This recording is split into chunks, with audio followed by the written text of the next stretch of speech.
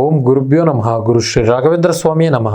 ಸಮಸ್ತ ಕನ್ನಡ ನಾಡಿನ ಜನತೆಗೆ ನಾನು ನಿಮ್ಮ ಪಂಡಿತ್ ಸಾಯಿ ಸ್ವರೂಪ್ ದೀಕ್ಷಿತ್ ಮಾಡುತ್ತಿರುವ ನಮಸ್ಕಾರಗಳು.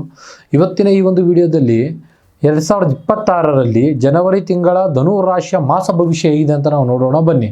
ಇದಕ್ಕಿಂತ ಮುಂಚೆ ಯಾರೆಲ್ಲ ಈ ಒಂದು ವಿಡಿಯೋ ನೋಡ್ತಾ ಇದ್ದೀರಿ ಕೊನೆಯವರೆಗೂ ಈ ವಿಡಿಯೋ ಹೀಗೆ ನೋಡಿ, ಮತ್ತು ಅತಿ ಹೆಚ್ಚು ವಿಡಿಯೋಗಳಿಗಾಗಿ ನಮ್ಮ ಒಂದು ಯೂಟ್ಯೂಬ್ ಚಾನಲ್ನ ಸಬ್ಸ್ಕ್ರೈಬ್ ಮಾಡಿ, ಲೈಕ್ ಮಾಡಿ, ಶೇರ್ ಮಾಡಿ. ಮೊದಲನೇದಾಗಿ ಗ್ರಹಗಳ ಸಂಚಾರದಿಂದ ಆಗುವ ಲಾಭ ನಷ್ಟಗಳು ಯಾವುದ್ಯಾವುದು ಅಂತ ನೋಡೋಣ ಬನ್ನಿ. ಶನಿ ನಿಮ್ಮ ರಾಶಿಯಲ್ಲಿ 4ನೇ ಮನೆಯಲ್ಲಿ ಸಂಚಾರ ಮಾಡ್ತಾ ಇರೋದ್ರಿಂದ ಮನೆಯಲ್ಲಿ ಆಸ್ತಿ ಮತ್ತೆ ಮಾನಸಿಕ ಒತ್ತಡಗಳು ಹೆಚ್ಚಾಗಿ ಆಗುವಂತ ಸಾಧ್ಯತೆಗಳಿದೆ. ಇನ್ನು ಗುರು 7ನೇ ಮನೆಯಲ್ಲಿ ಸಂಚರಿಸುತ್ತಿರುವ ಕಾರಣದಿಂದ ನಿಮ್ಮ ರಾಶಿಯ ಮೇಲೆ ಶುಭ ದೃಷ್ಟಿ ಬೀಳುತ್ತದೆ. ಇದು ವೈವಾಹಿಕ ಜೀವನ ಮತ್ತು ಸಮಾಜದಲ್ಲಿ ಒಂದು ಗೌರವ ಹೆಚ್ಚಾಗುವಂತ ಸಾಧ್ಯತೆಗಳು ತಂದುಕೊಡುವಂಥದ್ದು.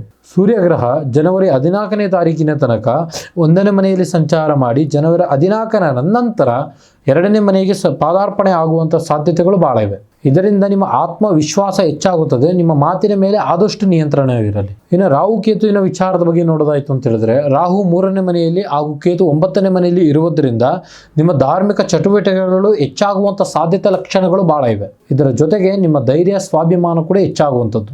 ಇನ್ನು ನಿಮ್ಮ ವೃತ್ತಿ ಮತ್ತು ವ್ಯವಹಾರದ ಬಗ್ಗೆ ನಾವು ನೋಡೋದಾಯ್ತು ಅಂತ ಹೇಳಿದ್ರೆ, ಉದ್ಯೋಗಿಗಳಿಗೆ ಆಫೀಸಿನಲ್ಲಿ ಒಂದು ಹೊಸ ಜವಾಬ್ದಾರಿಗಳು ನಿಮ್ಮ ಬೆನ್ನಟ್ಟಿ ಬರುವಂಥದ್ದು. ಗುರುವಿನ ದೃಷ್ಟಿಯಿಂದ ಮೇಲಾಧಿಕಾರಿಗಳಿಂದ ಪ್ರಶಂಸೆ ಸಿಗುವಂಥದ್ದು. ಆದರೆ ಅರ್ಧಾಷ್ಟಮ ಶನಿಯಿಂದ ಕೆಲಸದಲ್ಲಿ ಕೆಲವೊಂದಿಷ್ಟು ಏರುಪೇರು ಆಗಿ ಕೆಲಸದಿಂದ ಹೊರ ಬೀಳುವಂಥ ಸಾಧ್ಯತೆಗಳು ಬಹಳ ಇವೆ. ಆದರೆ ಅರ್ಧಾಷ್ಟಮ ಶನಿಯಿಂದ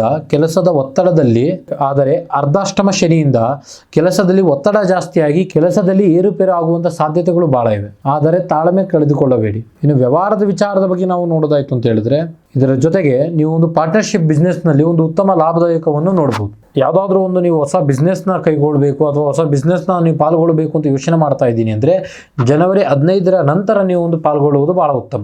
ಆದರೆ ನಿಮ್ಮ ಪ್ರೆಸೆಂಟ್ ಇವಾಗ ಇರುವಂಥ ಆರ್ಥಿಕ ಪರಿಸ್ಥಿತಿ ಬಗ್ಗೆ ಯೋಚನೆ ಮಾಡೋದಾಯ್ತು ಅಂತ ಹೇಳಿದ್ರೆ, ಗುರುವಿನ ಪ್ರಭಾವದಿಂದ ಹಳೆ ಹೂಡಿಕೆಯಿಂದ ನಿಮಗೆ ಲಾಭ ಸಿಗುವಂಥದ್ದು.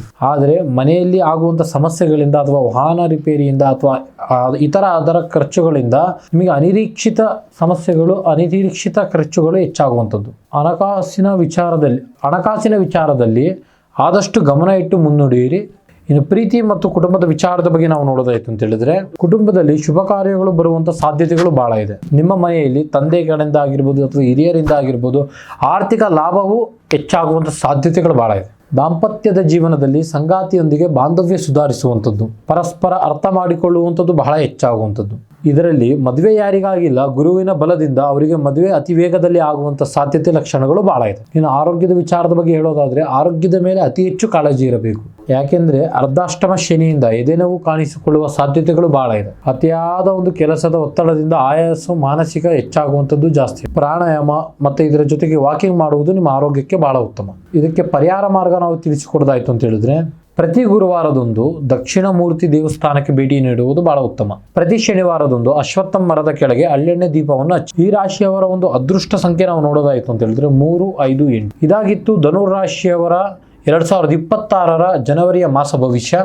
ಮುಂದಿನ ವಿಡಿಯೋಗಳಲ್ಲಿ ಸಿಗೋಣ. ಅಲ್ಲಿ ತನಕ ನೋಡ್ತಾ ಇರಿ ನಮ್ಮ ಯೂಟ್ಯೂಬ್ ಚಾನಲ್. ಧನ್ಯವಾದಗಳು.